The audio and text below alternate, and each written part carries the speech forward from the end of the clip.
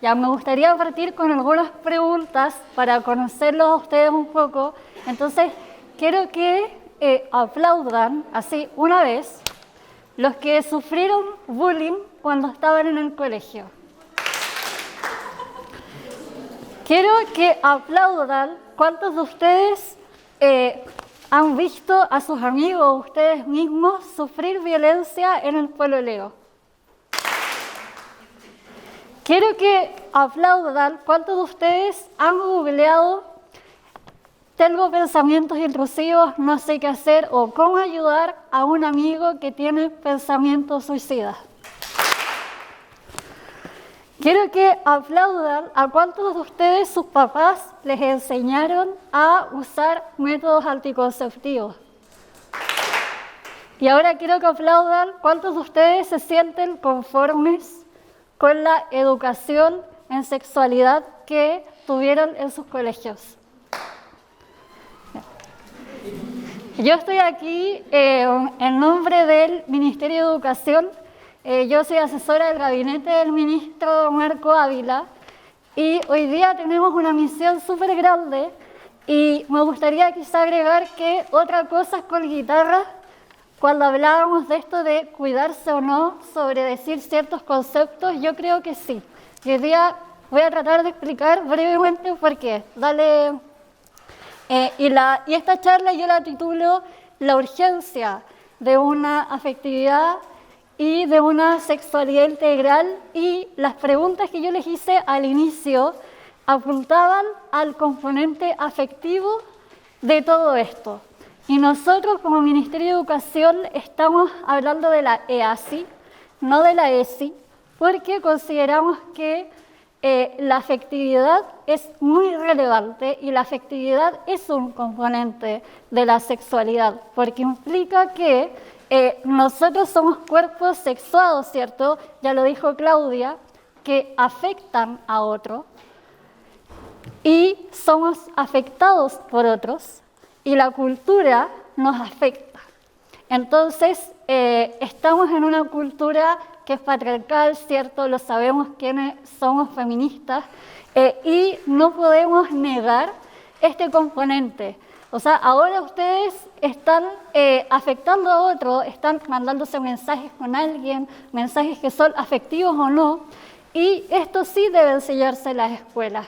Y como Ministerio de Educación también decidimos hablar de sexualidad y no de educación sexual, porque el concepto sexualidad implica el enfoque cultural, no solo biologicista, ya lo explicaba Claudia, etc. Entonces, ahora voy a hacer un breve paso por los datos que hoy nos mandatan como gobierno a trabajar este tema, y tienen que ver con que los jóvenes en Chile, según la última encuesta del INJUV, señalan que tienen 3 grandes problemas que son graves para ellos. El tema de abuso de drogas, el tema de, se me olvidó el segundo, el acceso a una educación de calidad, y el tercero es la educación en sexualidad que no recibieron. Y acá voy a remitir o voy a citar al discurso precioso, movilizador que dio Martín de la Sota en la inauguración de la charla de la escuela abierta. Y él decía que ustedes son la generación que han llamado nativos digitales, ¿cierto? Y Martín, muy claramente, siendo muy inteligente, ¿cierto?, dijo: somos huérfanos digitales. Y eso ha tenido una implicancia gigante. O sea, estos datos que ustedes ven acá, yo no me voy a referir a todos, ustedes los pueden ir leyendo, hay muchos más, son la consecuencia de esta orfandad. Lo decía también Nicola, ¿dónde se han educado los jóvenes hoy en día? O sea, yo soy 10 años más joven que usted, una vieja, perdón, más vieja que ustedes, y viví una educación de sexualidad similar. Entonces, esta orfandad tiene graves consecuencias. Por ejemplo, en Chile, Chile es el país de Latinoamérica donde más se ha incrementado la tasa de infecciones de VIH. Entonces, eso es algo preocupante. También ha aumentado el embarazo no planificado de niñas de 11 y 12 años. Pamela va a traer más datos sobre esto, entonces por eso yo voy a pasar rápido. Ahí está el primer dato, ¿cierto? El 38% de las mujeres ha vivido violencia en la pareja y todo esto también sucede en la escuela. Nosotros como Ministerio de Educación, nosotras hablamos o estamos intentando hablar de la pedagogía del cuidado y esto es algo muy relevante que las escuelas de pedagogía, aplaudan, ¿cuántos vienen de carreras de pedagogía? Bacán, excelente. Los profesores que hoy están en las salas de clases tienden a decir que ellos no son cuidadores, que ellos solo van a enseñar matemáticas, lenguaje, historia, pero que los cuidados no son de su área de expertise. Acá yo por lo menos creo profundamente que la escuela es un lugar donde se juegan los cuidados, y eso lo decía Claudia, lo decía Nicola, va en cómo el profesor se relaciona con un estudiante en el patio, en el pasillo. Entonces creemos que la escuela debe transformarse en un lugar de cuidado para revertir estas cifras. Dale, Agustín.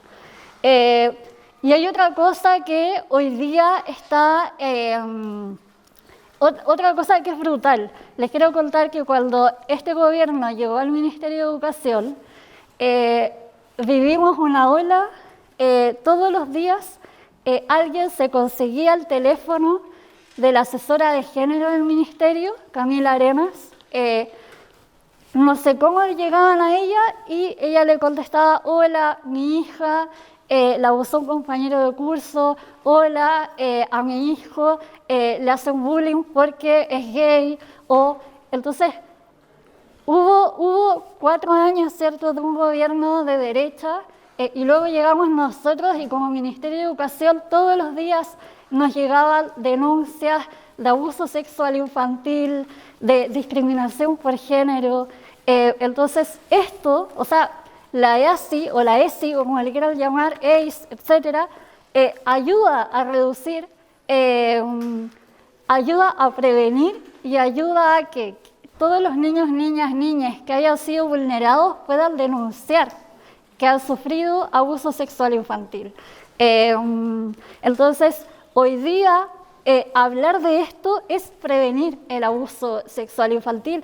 El otro día nomás salió este informe de la Fundación de Amparo y Justicia diciendo que solo el 2022 las denuncias aumentaron en un 42% al año anterior, y esto se agudizó con la pandemia, ¿cierto? Se agudizó toda la violencia.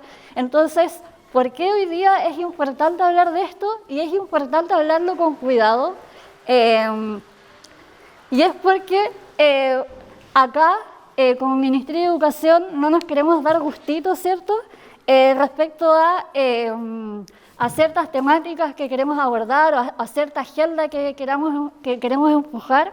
La EASI no es una agenda ideológica, no es ideología de género, es una educación para prevenir el abuso sexual infantil, para reducir los niveles de discriminación en las escuelas, para prevenir que los niños y niñas se suiciden, como es eso.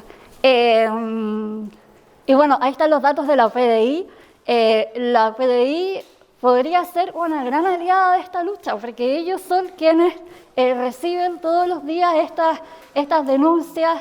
De hecho, una de las denuncias, imagínense, 6.700 denuncias más o menos, tenía que ver con, el primer lugar de estas denuncias tenía que ver con abusos sexuales a menores de 14 años. Entonces, es terrible. Dale. Ya, y ahora, como Ministerio de Educación, estamos empujando no solo tratar de tener una ley sobre esto, sino también, desde Bachelet existe una gobernanza en el Ministerio de Educación y existe hoy día la Superintendencia de Educación Escolar, hay otra de superior, etcétera, etcétera, y el año pasado la Superintendencia decidió desglosar todas las denuncias que reciben.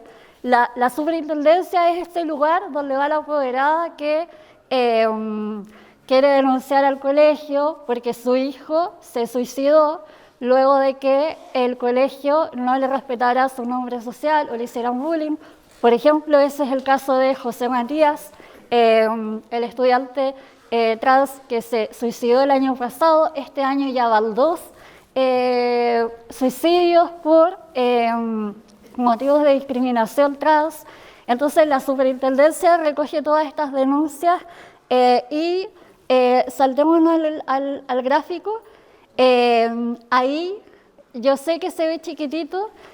La superintendencia decidió, este es un gesto político, ¿cierto?, dividir las denuncias tanto por género como por sexo, porque sabemos que son cosas diferentes. Y ahí, en los datos, por ejemplo, la discriminación por orientación, por identidad de género, fue la denuncia que más se recibió. Hablando de discriminaciones varias, la que más recibió la Superintendencia de Educación, y estos datos no han sido publicados, yo se los estoy compartiendo a ustedes acá, porque estamos todos tratando de empujar, y esto es lo que nos tiene que movilizar, como estos datos. Por ejemplo, ¿por qué en las situaciones de connotación sexual de un adulto a un estudiante recibimos 43 denuncias cuando el abuso fue cometido de un adulto a un estudiante varón del sexo masculino, y se recibieron 178 de un adulto a una niña? Entonces eso, hay una cuestión acá de género, ¿cierto?, de violencia de género, pero también como ministerio creemos que el concepto violencia de género se queda corto. Por eso estamos usando el término violencia basada en género, que es la violencia que aúna no solo a las mujeres, sino también a las disidencias sexogenéricas en su totalidad. Entonces, este año, quienes están estudiando pedagogía lo van a saber cuando estén trabajando en un colegio, hay algo que se llama el reglamento interno. No sé si cacharon que hubo una denuncia en el colegio San Ignacio del Bosque, ¿cierto? Ya. Es obligatorio que todos los colegios tengan cuento esto del colegio San Ignacio, un colegio católico del barrio Alto. Unas niñas protestaron porque por el uniforme escolar, entonces fueron al colegio hicieron una protesta y fueron todas las niñas con peto, como con un top, se le veía como la guata, y ellas hicieron una protesta y los niños del colegio le hicieron una encerrona y abusaron de distintas maneras, las niñas se sintieron acosadas y los papás denunciaron esto a los carabineros y el caso salió en la tele, en todos los canales. Entonces, este colegio, como muchos otros, porque esto lo sabemos porque es un colegio de élite, ¿cierto?, pero muchos otros colegios, frente a estos hechos que se le denominan de connotación sexual, tienen que aplicar un reglamento. ¿Qué pasa con el reglamento interno de los colegios? Es que están un poco atrás. Están atrás. El año pasado se promulgó la Ley de Garantías del Niño, de los Derechos del Niño, y los reglamentos internos están súper atrás, porque todavía hablan de hechos de connotación sexual, pero eso es muy como criminalístico, si se quiere, y desatiende todo lo que tiene que ver con la identidad de género, con si eres mujer o hombre. Hay una cultura, ¿cierto?, que si eres mujer te hace más susceptible a recibir violencia, o si eres trans te hace más susceptible. Hoy día los reglamentos internos no entienden eso, y por eso como ministerio vamos a sacar una actualización de estos reglamentos para exigirle a los colegios que tengan protocolos para prevenir la violencia basada en género. Y ahí esperamos, con cada paso que se da es un avance. Dale, Martín. Entonces, nosotras, el que nos estamos sustentando para avanzar en esta agenda, y el Chile el año pasado, como les dije, se aprobó la ley de garantías de los derechos del niño. Imagínense. Estamos hablando del siglo XXI, como ya. En Argentina, hace más de 10 años, se aprobó una ley de garantías de derechos del niño. ¿Y qué pasó luego? Argentina aprobó la ley de educación sexual integral. Nosotros en Chile vamos 10 años más tarde, y el año pasado se promulgó esta ley y esperamos que este año promulguemos la ley de educación en afectividad y sexualidad integral, amparados en esta ley, que es la ley de garantías del derecho de los niños, que ya está aprobada y que señala en el artículo 45 que las niñas, niños y adolescentes tienen derecho a recibir una educación sobre su sexualidad de manera integral. Es decir, la ESI ya es ley. Ahí, algo así, ¿cierto? Es decir, la ESI ya es ley. Y ahora necesitamos tener una política de afectividad y sexualidad integral para echar adelante esta ley. Y vamos a también impulsar nuestra propia ley del Ministerio de Educación. Pero les quiero dar esta seguridad, ¿cierto?, que muchas veces se dice, Chile no, todavía. Ahí dice en el contexto del embarazo, pero hoy el Congreso anterior, no este, aprobó una ley en este sentido, un artículo, y no es solo este, hay otro artículo que también lo menciona.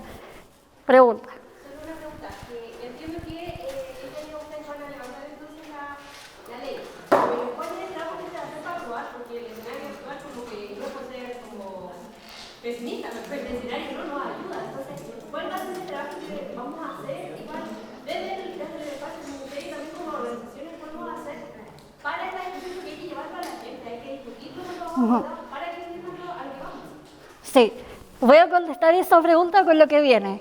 Entonces, nosotros tenemos una propuesta de una ley que es distinta a los otros proyectos de ley que se han aprobado.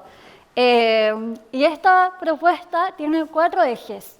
El primero es llevar adelante una reforma curricular que transversalice la EASI, ojalá muchas asignaturas, es decir, que no haya una asignatura particular de ESI, sino que en matemática, por ejemplo, claro, en matemática, yo no sé si alguien de acá estudia pedagogía en matemática, ¿no? Ya, en matemática hay una brecha de género enorme, y en las carreras de pedagogía, yo no sé, creo que no, se enseñan a cómo reducir esa brecha. Yo no sé si los profesores en el colegio les dicen a sus estudiantes, matemática históricamente ha sido una asignatura que ha favorecido, porque los profesores han favorecido a los niños.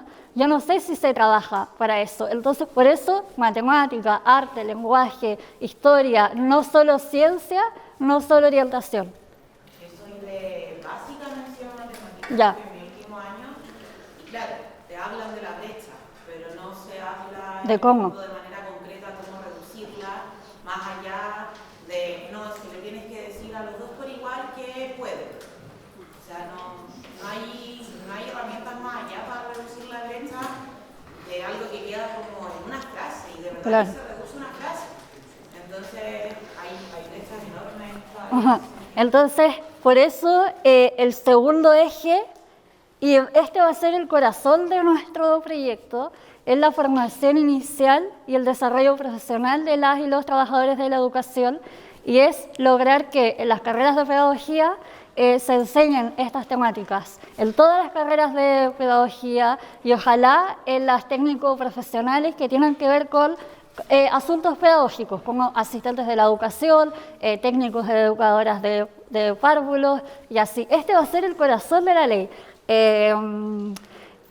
Formar a futuros docentes, porque como bien lo dicen los chiquillos de Chile Necesita la ESI, no hay ESI porque no hay ley.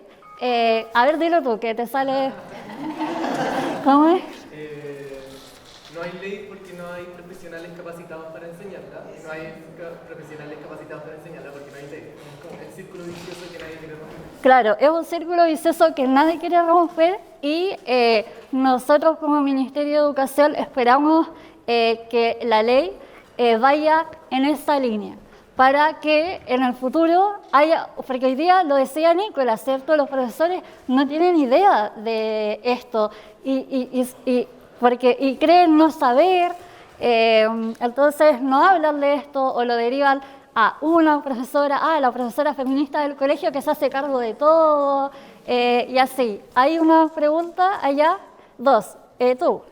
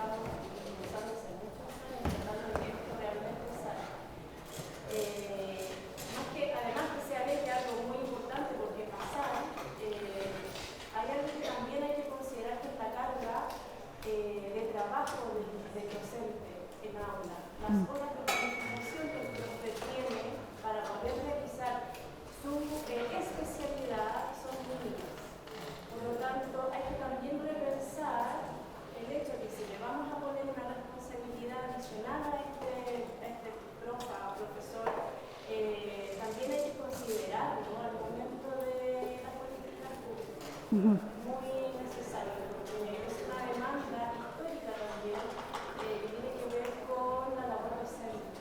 Y si vamos a entrar en este trabajo, que es muy esencial, hay que contar con esa mirada docente. Sí.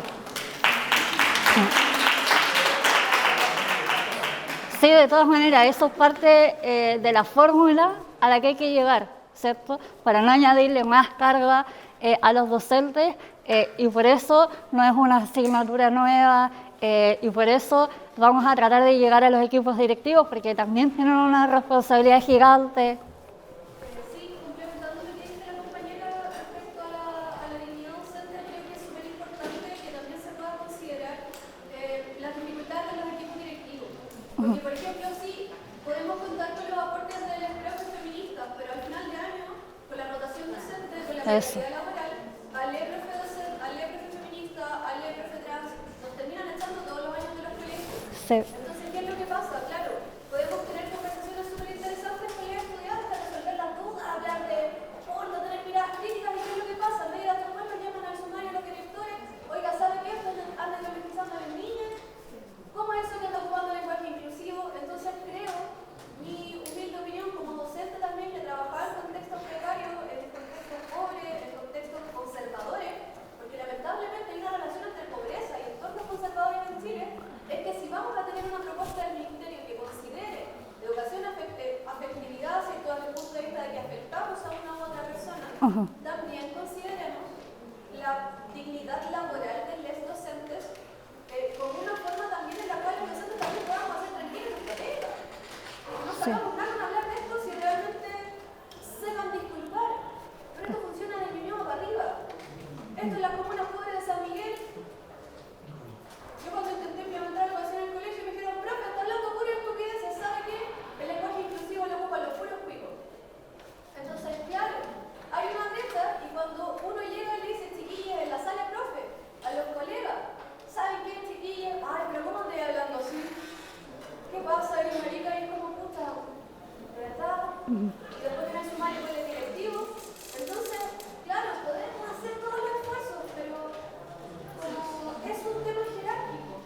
Sí, ahí decirles que hoy día los profesores son sometidos a 2 evaluaciones que tienen que rendir, como en algunas otras carreras, parece que los médicos, pero no sé si siempre, los profesores tienen que rendir 2 evaluaciones y crear un portafolio docente y te están mirando. Y hoy día, como ministerio, tenemos una ley que está siendo criticada, que es crear un sistema único para que los docentes no tengan que ser evaluados 2 veces por 2 instrumentos distintos, que le exigen muchas cosas. Y nos están acusando muchas personas de que queremos perjudicar la calidad de los profesores. Y en realidad queremos reducir la carga que significa ser profesor. Entonces, claro, y de hecho, la ley de carrera docente que impulsó Bachelet implicaba una proporción de horas cronológicas versus las horas pedagógicas versus la hora que están en el aula, y eso todavía, o sea, es progresivo. Y no sé, yo antes de trabajar en el ministerio era profesora de aula e iba a una entrevista y en un trabajo me ofrecían estar 38 horas en sala y el resto para planificar, y en otro colegio era lo otro. Entonces yo estuve averiguando y es porque la ley todavía no se implementa en su totalidad porque es progresiva y los colegios leen la letra chica, entonces le exigen estar más frente al aula a los profesores porque así es. Entonces yo creo, y quiero decir esto como para terminar este punto de formación inicial, y que es estratégico jugársela por eso, porque esto y toda política pública es de lento, como se fragua muy lentamente.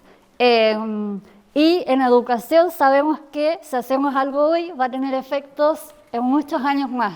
Esperamos que no tanto, ¿cierto? Porque una carrera de pedagogía dura 5 años y esperamos que en 5 años los profesores salgan formados en estas materias. Déjame un poquito terminar esta propuesta. El otro punto clave es que vamos a incorporar a las familias y a los apoderados en esta formación. Se habla, y no sé si lo han escuchado, del derecho preferente de los padres a educar a sus hijos. Ya, eso está en la Constitución. Eso está en la Constitución, y yo no sé si ustedes sabían que también está en la Declaración de Derechos Humanos. En la Carta de los Derechos Fundamentales del Ser Humano está el derecho preferente de los padres a educar a sus hijos. Y no se puede luchar contra eso. Lo que sí hay que hacer es traer a la familia nuevamente a la escuela, involucrarla, formarla. Nosotras en los encuentros participativos que hemos realizado, nos hemos juntado con los credos religiosos también, porque la estrategia, ahí decían ustedes cuál va a ser la estrategia.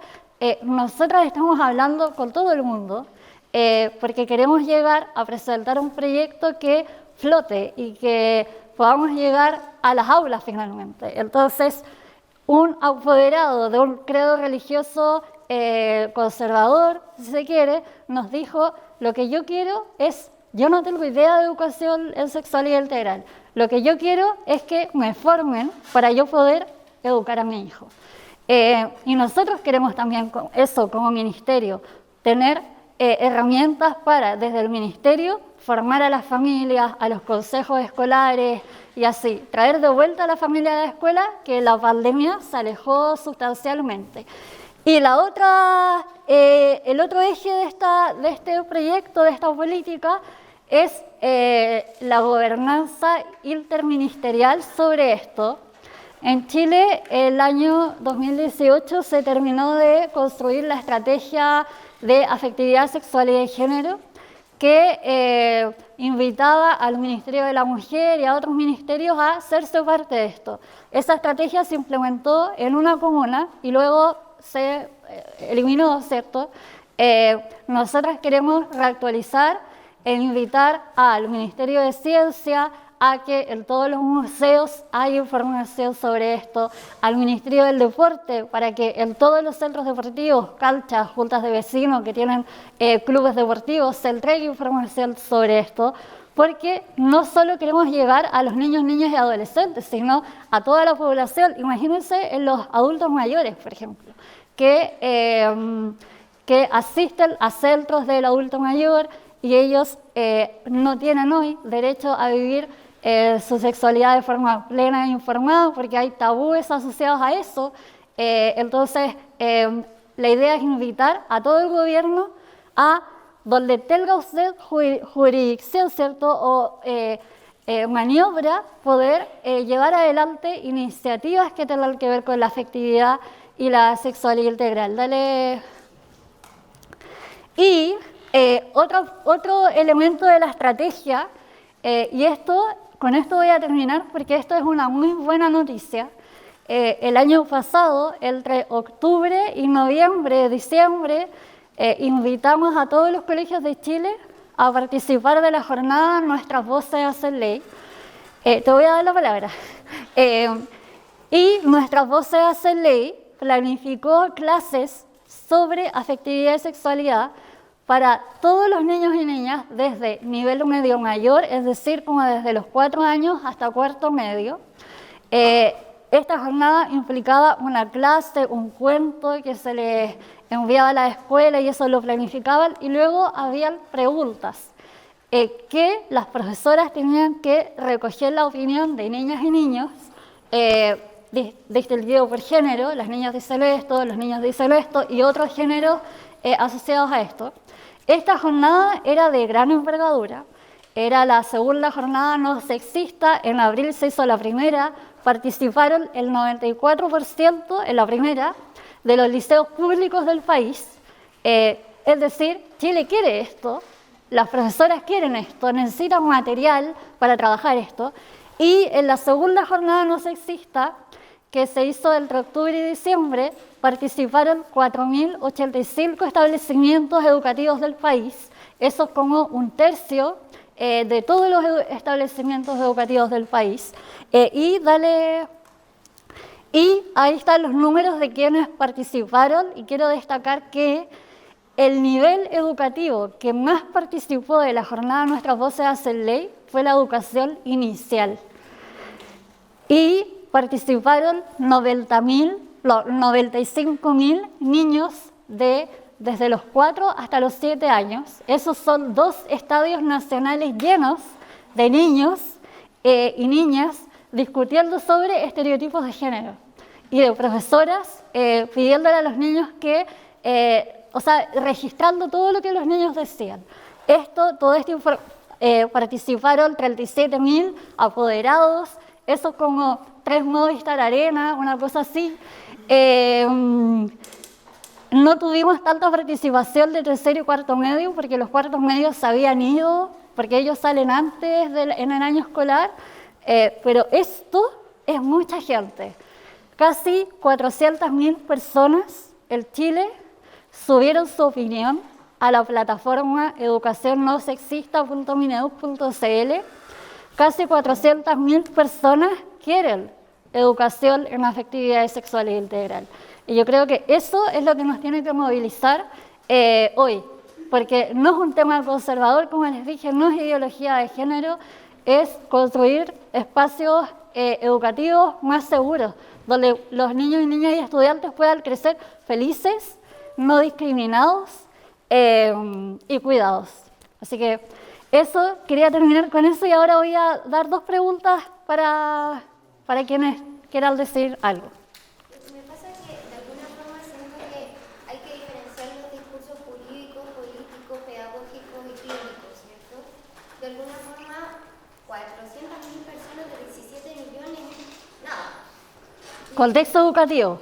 Claro, pero me pasa que de alguna forma me pregunto si en este proyecto de ley se contempla, como decía acá la compañera, de los equipos directivos y se va a proponer que cada establecimiento tenga que tener un protocolo de género, que es algo que está pasando en los espacios laborales, en muchos espacios. Yo también he trabajado en un colegio, he sido educadora psicosocial, me he topado con el tope de los abusos sexuales presentes post pandemia,